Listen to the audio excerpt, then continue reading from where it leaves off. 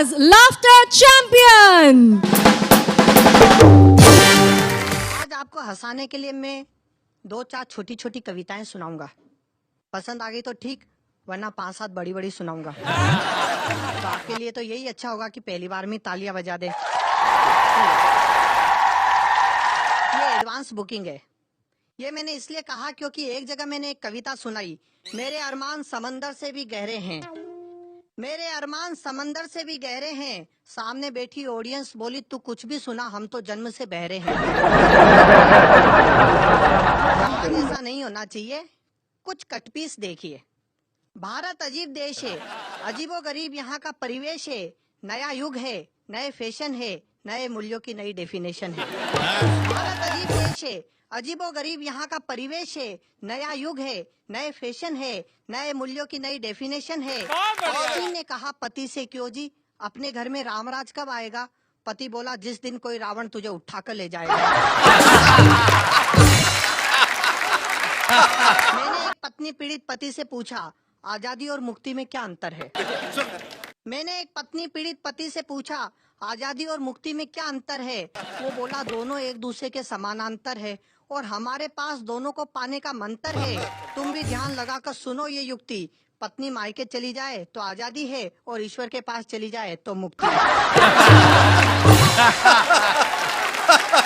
आजकल प्रेमी कितना स्मार्ट हो गया है। स्मार्टनेस देखिए। एक प्रेमी अपनी प्रेमिका को लेकर ज्वेलरी शॉप में गया। प्रेमिका ने एक सोने का सेट लिया। प्रेमी ने ज्वेलर को 1 लाख का चेक दिया और कहा जब ये चेक पास हो जाए तब आप ये सेट घर पहुंचाए। 4 दिन बाद ज्वेलर ने फोन किया, आपका चेक वापस आ गया है।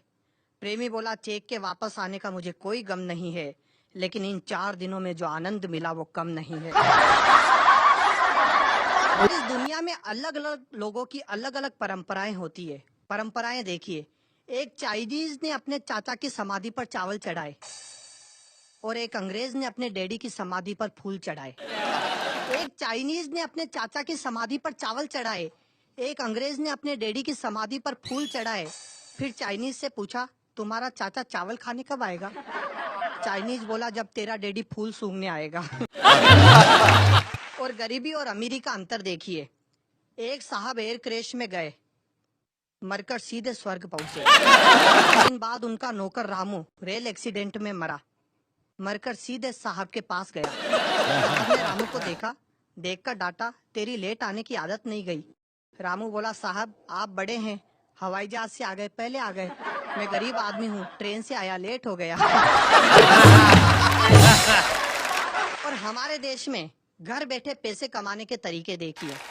घर बैठे पैसे कमाने के तरीके कितने लाजवाब तरीके हैं। एक आदमी ने एक सेठ को झांसे में लिया और 10,000 रुपए में अपना मरा हुआ घोड़ा बेच दिया। पैसा लेकर वो खिसक गया। बाद में सेठ ने देखा घोड़ा तो मरा हुआ है। सेठ ने दिमाग से काम लिया। अगले दिन अखबार में एड दिया, शानदार अरबी घोड़ा जीतो, 1 रुपए की लॉटरी का टिकट खरीदो। ने टिकट खरीदा। सेठ ने एक के नाम घोड़ा कर दिया। अगले दिन वो आदमी आया, आकर चिल्लाया घोड़ा तो मरा हुआ है। सेठ जी ने उसका 1 रुपया वापस कर दिया। गांव में एक औरत को अपने पतिदेव को एक चिट्ठी लिखनी थी। चिट्ठी ये थी, मेरे परमेश्वर मेरा प्रणाम आपके चरणों में। आपने अभी तक चिट्ठी नहीं लिखी। मेरी सहेली को नौकरी मिल गई है, हमारी गाय को बछड़ा हुआ है, दादाजी ने शराब की लत लगा ली है। मैंने तुम्हें बहुत खत लिखे पर तुम नहीं आए। कुत्ते के बच्चे भेड़िया खा गया है। 2 महीने का राशन छुट्टी पर आते समय ले आना, तुम्हारी औरत। वो जानती नहीं थी कि फुल स्टॉप कहाँ कहाँ लगाना है, इसलिए जहां मर्जी हुआ वहीं फुल स्टॉप लगा दिया। अनर्थ हो गया और वो चिट्ठी यूं हो गई, मेरे परमेश्वर मेरा प्रणाम आपके चरणों में। आपने अभी तक चिट्ठी नहीं लिखी मेरी सहेली को। नौकरी मिल गई है हमारी गाय को, बछड़ा दिया है दादाजी ने, शराब की लत लगा ली है मैंने, तुम्हें बहुत खत लिखे पर तुम नहीं आए कुत्ते के बच्चे। भेड़िया खा गया है 2 महीने का राशन, छुट्टी पर आते समय ले आना तुम्हारी औरत। एक औरत के पतिदेव की मृत्यु हो गई। वो उन्हें दफनाने कब्रिस्तान गई दफनाने के बाद जैसे ही उसने घर में कदम रखा, उसके मोबाइल पर एक एसएमएस आया। अब ये एसएमएस एक आदमी ने किया था जो एक गांव में नौकरी के लिए गया था।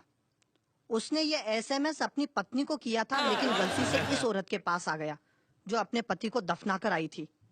एसएमएस पढ़ती ही औरत बेहोश हो गई। एसएमएस यूं था, प्रिय, मैं यहाँ खैरियत से पहुंच गया हूँ।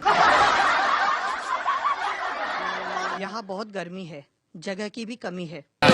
तुम्हारी बहुत याद आ रही है, लेकिन मोबाइल का नेटवर्क नहीं है।